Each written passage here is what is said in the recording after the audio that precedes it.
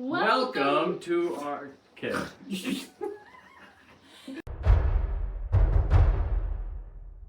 Well, we bought a camper. Again. Another camper. This is camper number 3 for us. It's an A-liner. It's pretty cool and needs a little bit of work. It's a project. There's actively water dripping in behind me. Only a little bit. Only a little bit, but it's only raining a little bit. It was $500. So we expected to have to put a little bit of work into it. So come along with us on this journey as we record a whole bunch of stuff that we have to do. Not only fixing some water damage, but we're going to do some upgrades. We're going to probably do something on the walls. The seating and bed situation needs improvement. Lighting, decor, wiring, you name it. We're going to probably touch a little bit of everything. And yeah, this is going to be one cool, badass camper. So I have a lot of really good ideas. Yeah. I've already started a new Pinterest board. Yeah, it's going to be really cool. I'm excited. Yeah, so stick around. Like I said, we're going to try to document a bunch of it. Maybe some of this will be helpful for you. If you are trying to renovate a camper, a lot of this stuff is all interchangeable depending, doesn't matter the brand or the age of the camper. They're all kind of built out of sticks and cardboard. So they need a lot of work and maintenance and rehab, but they're easy to work on if you know what you're doing. So here we go. All right, so the main issue and the reason that this camper was $500 is there's some water damage. These cabinets here, they're a little spongy on the inside. The previous owner has tried to stop the water from coming in, said he didn't know where it was coming in from. Well, we're out here in the rain. This is our first night with this camper. So this is the front wall. The trailer hitch is out here, and you've got the little kitchen, you've got the door. We have a bed situation. But the front wall here is where we have found it to be leaking. And I put a little Tupperware here because you can see it's actively dripping from the bottom of this window. Now this window should have some trim around it, similar to the skylights up here. This is an internal piece of trim. It looks like somewhere along the lines that got tossed or broken or whatever. So we'll make some framing for this and some trim. But problem numero uno is we got to figure out how to keep the water out of the camper so that we don't go adding a bunch of new stuff and it gets ruined because it gets wet. Heidi, you want to show them around the camper? Sure. So starting here, this is your kitchen. You've got a propane stove, very nice, some storage. Oh, this is really cool. It rolls out because these kitchen cabinets are house kitchen cabinets and not camper kitchen cabinets. And that's a really cool story, actually. You have your sink. Under here, you've got your heater. Over here, you have some more counter space. Not really great for prepping. Maybe like a really small gig, but like it's not cozy. It's not ideal, but it's still nice. Oh, it's wet. Over here, you have some more half-usable counter space. I'm not sure, like, more storage, which is great. I'm not sure what, oh, you see that? I didn't see that. Yeah, let's grab the light here. Yep. That looks like rodent damage. That looks like a nest. Oh no, I'm having flashbacks. Oh boy. Well, like we said, all these cabinets are going to probably have to just come out so we can rehab them. Every camper has something hidden that you know the owner knew about but didn't tell you. Oh yeah, there was some poop after the winter, but it was fine. So over here, we have, I guess it was a bench. This is weird. This also is part of it.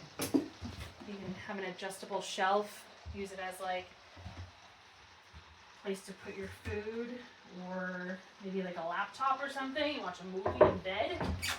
In your massive bed. I don't think I've ever seen, other than like the really fancy campers that are like double. Yeah, for a pop-up camper, that's a big bed. This is a big bed. I think maybe ours in the hybrid was about that size. Maybe. Anyways, it's great. Go ahead, sprawl out. Show everybody how big the the bed is tough to see because I'm on like fisheye. All right. Long day in the campground with the kids. Kids have their own camper though because they don't fit in this one. No, it's nice. I am 5'5" and a half. I mean, come on. That's a pretty good sized bed for a pop-up. You can fit so many comfy blankets on here. And room for the dog, so long as you have a wiener or Aussie. Mini Aussie. So one of the things I was really surprised about in this camper, I've never been inside an A-liner camper before. I've always saw them, I just thought they were cool, is there's so much room in here. Like, I can't reach the middle of all my tiptoes. So there's 3 different skylight windows with crank open vents. This one, someone has modified along the way, but we did find the hardware. So somewhere along the lines, we might be able to make it crank up again. And or we had talked about adding an electric fan, like a max air fan in here, because it'll really pull all the heat right out. And especially like if you're cooking in here, I mean, right, it can get you've got a window over the stove, and so that'll just pull it right out. It'll be pretty easy to add a fan up here because there's already a light here. You can see this whole wall section is just kind of cruddy. Whatever the covering that they put like on the walls, like the wallpaper, it's all gone. So we're gonna have to recover the wall. It's just like bare painted plywood right now. So we'll recover the wall, you know, some sort of wallpaper or paneling. We'll make the frame for the windows, probably put some new LED lights in here, and then we'll be able to continue the wiring up for a fan. So that should be pretty straightforward.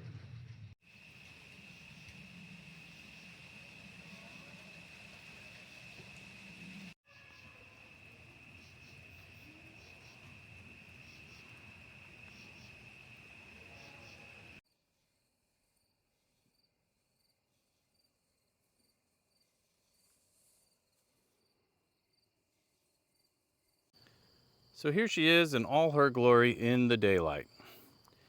Let's take a look at the outside and see what we've got. That is the access panel for the water heater. This is the access for the water hookup. We don't have the key, so we're gonna break into that. And we've got the power hookup, which is 120 volts, 30 amps. So I got an adapter so I can hook it up to here, so I can plug this into an extension cord into the house.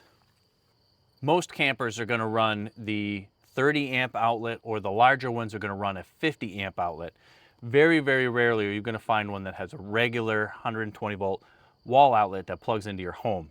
So if you plan on plugging in your camper at home, run a refrigerator or the lights or anything, you're gonna need an adapter. Now moving towards the front, we've got this busted up piece of junk, which I believe is maybe the drain for the sink. The sink is up here, but I'm not sure. It's some sort of vent. We're gonna have to see what that's all about. Gonna have to definitely keep this sticker. Good old Smokey the Bear.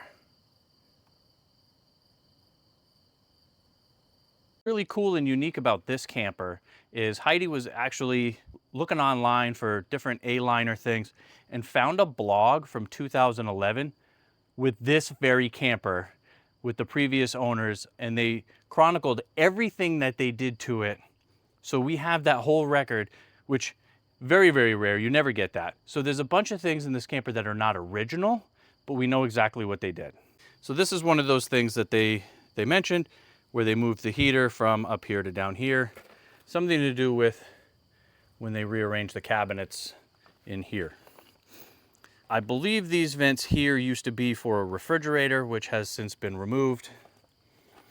And let's move up to the front here. So this is where you could mount 2 20-pound propane tanks. That's gonna run the heater, the water heater, and the stove.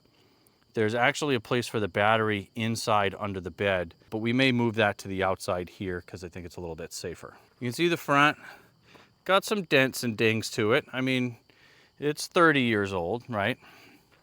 Somebody's redone these panels here with some rivets. We may have to redo some of that. We'll see what it looks like inside. I'm a little bit worried about water damage on this front panel here because there's still some leaks coming down from this roof panel. So last night we were inside the camper.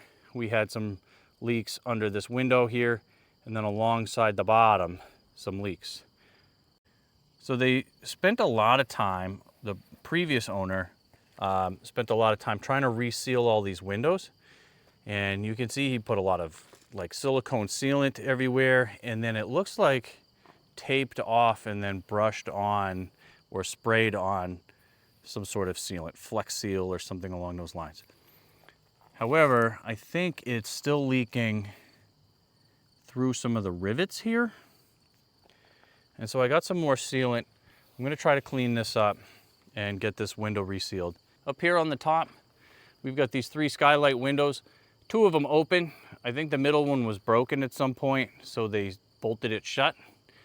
We have plans maybe for the middle one, replace that with a fan so that that'll pop open and give us some fresh air ventilation moving through the camper.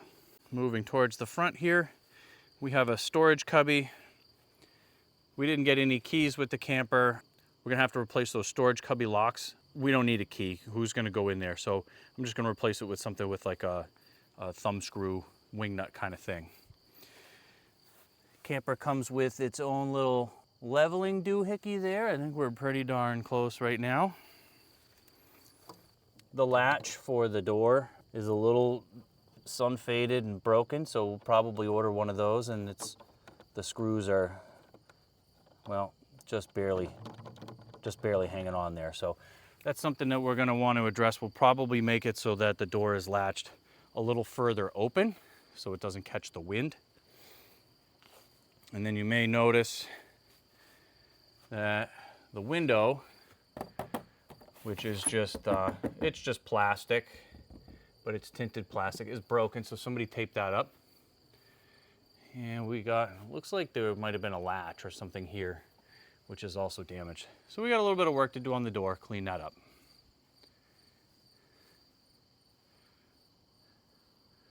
Otherwise, the outside's in pretty good shape. According to the blog from the owners 20 years ago, they went through and they had some new decals made. So the decals have been freshened up in the last 20 years. They got a little beat up, but we could probably do something with that. This thing's got big windows, huge window coverage all over. Move it around to the back. We got a metal bumper. You can see, or maybe you can see, the bumper's got a little bit of an angle to it.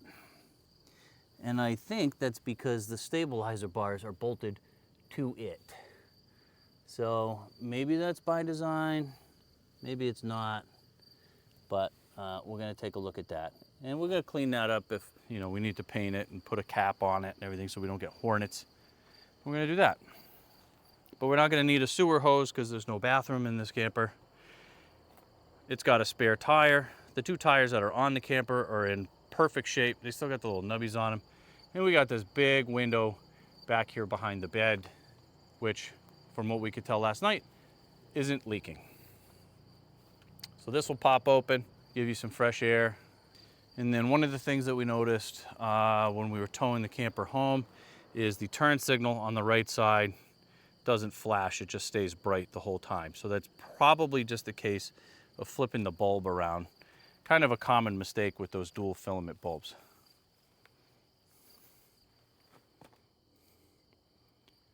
So yeah, there's the outside. Stick around, it's gonna be a blast.